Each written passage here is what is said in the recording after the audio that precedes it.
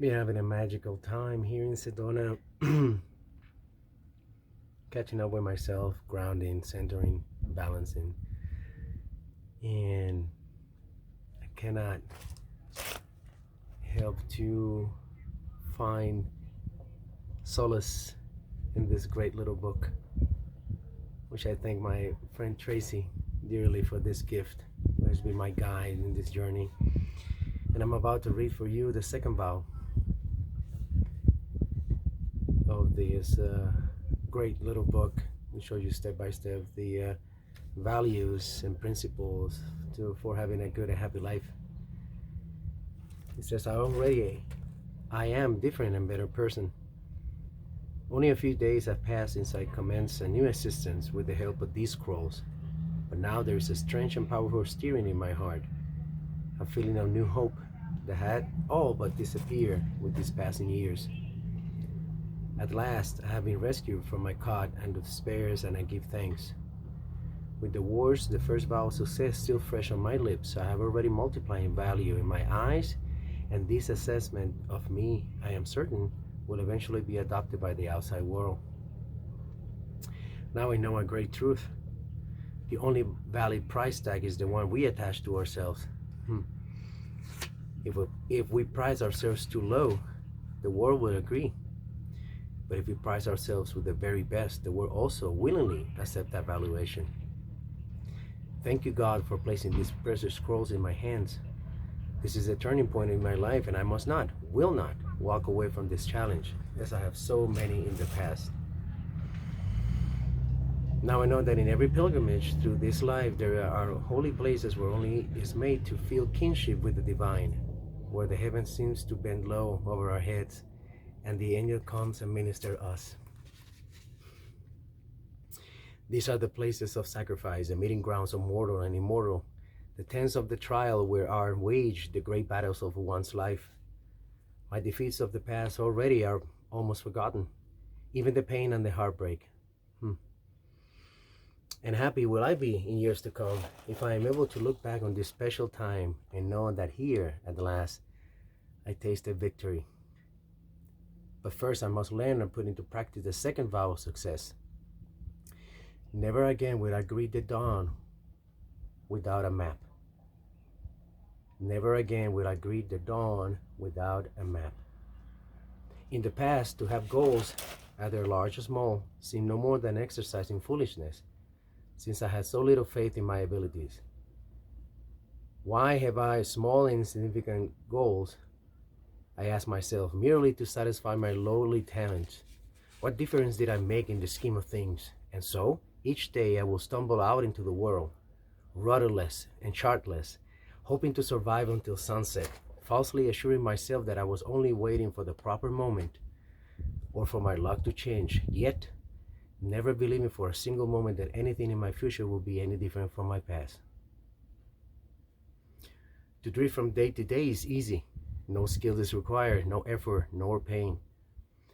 On the other hand, to set goals for a day or a week or a month and to attain those objectives is never easy. Tomorrow I will begin, I told myself day after day. I didn't know then that tomorrow is only found in the calendars of fools. Blind to my foolish faults, I was wasting my life in deliberation, for I know not what I would, and I would have procrastinated until it was too late had I not been for these scrolls. There is an immeasurable distance between late and too late. Never again will I greet the dawn without a map. I have been living in a fool's alley. To be always intending to make a new and better life or never to find time to set about, it is as if I should put off eating and drinking and sleeping for one day to the next day until I am dead.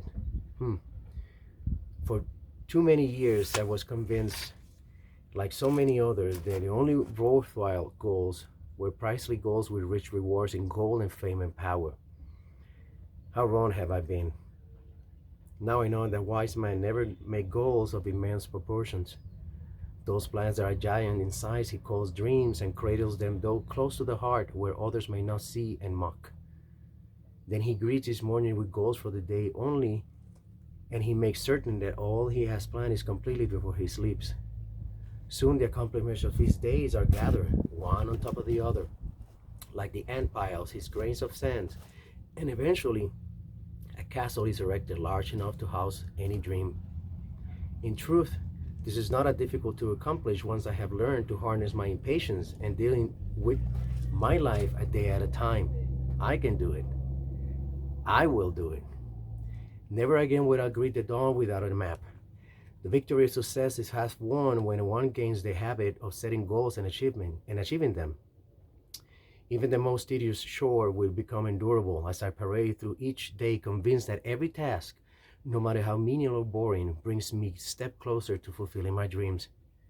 What a pleasant way to get on my own with my life, for if the morning presented with me no new joys as I fulfill my goals for the day, or if the evening delivered me no pleasures from completing my goals, I would not be worthwhile even to dress and undress.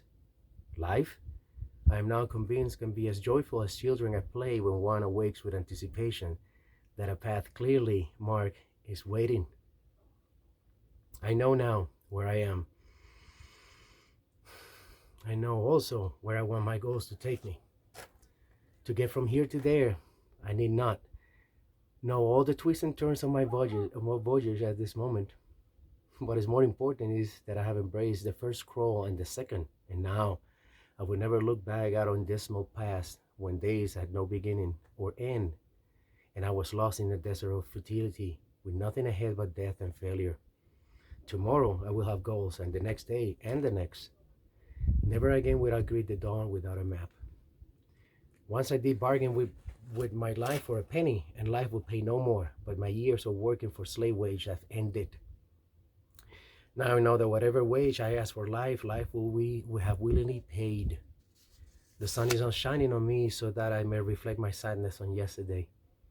The past is buried, and I almost allow myself to be buried with. No more tears. Let the sun's rays shine on tomorrow's promises and me. Never again will I greet the dawn without a map.